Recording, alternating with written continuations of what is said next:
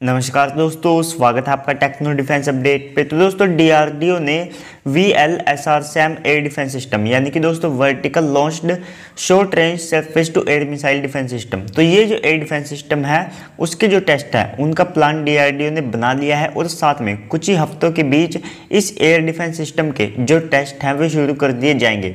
लेकिन दोस्तों पहले डीआरडीओ इसके जो लैंड बेस्ड टेस्ट हैं उन्हें करेगी, उसके बाद जो हमारे नेवल शिप्स हैं उनके ऊपर इसके जो टेस्ट हैं उनको कंडक्ट किया जाएगा। हालांकि दोस्तों पहले भी इसके जो टेस्ट हैं वे किए जा चुके हैं, लेकिन उसके बाद अभी बहुत से जो टेस्ट हैं वे बाकी है।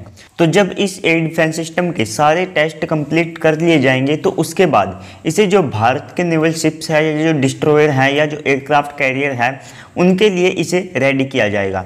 तो दोस्तों इसमें भारत की जो अस्त्र मिसाइल है उसका इस्तेमाल किया गया है, क्योंकि दोस्तों इससे इसकी जो कॉस्ट है वो काफ़ी हद तक कम हुई है। क्योंकि अगर हम इस एयर डिफेंस सिस्टम के लिए एकदम से नई मिसाइल को डेवलप करते तो इसकी जो कॉस्ट है वो काफ़ी हद तक बढ़ सकती थी, क्योंकि हम अस्त्र मिसाइल को पहले ही बना चुके थे। तो ऐसे में इसकी जो कॉस्ट है वो काफ़ी हद तक रिड्यूस हुई है। और दोस्तों इस एयर डिफेंस सिस्टम की जो रेंज है वो लगभग 40 किलोमीटर तक होने वाली है। और साथ में ये जो एयर डिफेंस सिस्टम है यानी कि शॉर्ट रेंज का ये एयर डिफेंस सिस्टम होने वाला है।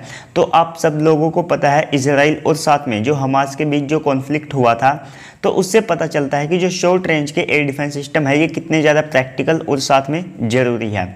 तो ये air defence system Indian navy के जो बराक 1 एयर डिफेंस सिस्टम है उनको रिप्लेस करेगा, क्योंकि उनकी जो रेंज है वो लगभग 12 किलोमीटर तक है, यानी कि वे भी शॉर्ट रेंज के एयर डिफेंस सिस्टम थे। और साथ में ये जो VL अस्त्र मिसाइल है ये खास तौर पर जो छोटे एरियल टारगेट है और जो क्रूज मिसाइलें हैं उनको रोकने के लिए बनाया गया है, क्योंकि क्रूज मिसाइलें काफ़ी कम हाइट के ऊपर से ट्रैवल करते हुए जाती हैं, तो ऐसे में उन्हें ट्रैक करना भी मुश्किल होता है। तो दोस्तों इसके बाद अगली अपडेट चीन की तरफ से है।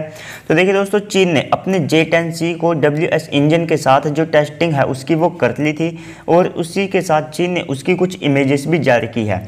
और साथ में दोस्तों अब जो J-10C है वो WS इंजन के साथ चीनी वायुसेना में कमीशन किया जा चुका है। तो दोस्तों ऐसे में चीन के लिए एक बड़ा माइलस्टोन है, क्योंकि चीन के पास उनके मेन 4 एयरक्राफ्ट जिसमें J-10, J-11, J-16 और साथ में जो J-20 है उसमें रशियन AL-31 इंजन का जो है इस्तेमाल किया जाता है। जो रशियन AL-31 है उसके अलग अलग वेरिएंट आते हैं, तो उन्हीं का जो चाइनीज़ एयरक्राफ्ट है उसमें यूज़ किया जाता है। तो दोस्तों वे जो इंजन है वे मतलब कि रिलायबल तो है चीनी इंजन के मुकाबले, लेकिन अगर आप उन्हें वेस्टर्न कंट्री के हिसाब से कंपेयर करते हैं तो वे इतने ज़्यादा रिलायबल नहीं है और ना ही वे इतने ज़्यादा सेफ है। तो दोस्तों ऐसे में जो ये इंजन है WS-10 इंजन, ये चीन की जो रूस के ऊपर निर्भरता है उसको भी कम करेगा। और साथ में अगर आप चीनी रिपोर्ट्स की माने तो उनके मुताबिक अब ये जो इंजन है ये ज़्यादा रिलायबल हो चुका है, ज़्यादा सेफ है।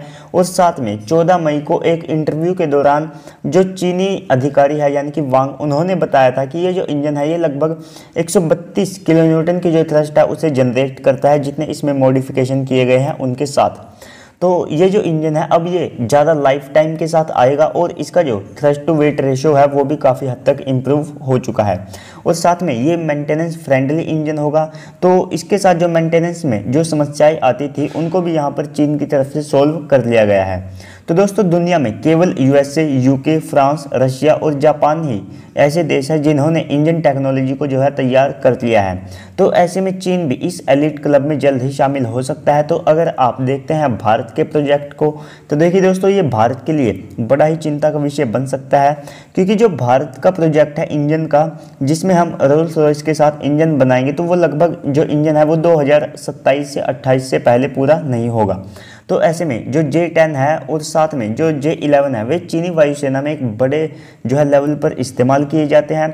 तो आप सबको पता है कि चीन की जो मास प्रोडक्शन की फैसिलिटी है उसके कारण वो बड़ी जल्दी इन इंजन्स का जो प्रोडक्शन है वो कर सकता है। तो देखिए दोस्तों अगर चीन की तरफ से ये जो रिपोर्ट दी गई है अगर ये सच है तो चीन ने वाकई में बहुत बड़ा माइलस्टोन जो है वो हासिल कर लिया है, क्योंकि इंजन की जो टेक्नोलॉजी होती है ये काफ़ी ज़्यादा क्रिटिकल मानी जाती है। दुनिया के बहुत कम ही ऐसे देश हैं जो इस इंजन टेक्नोलॉजी को हासिल कर पाए हैं।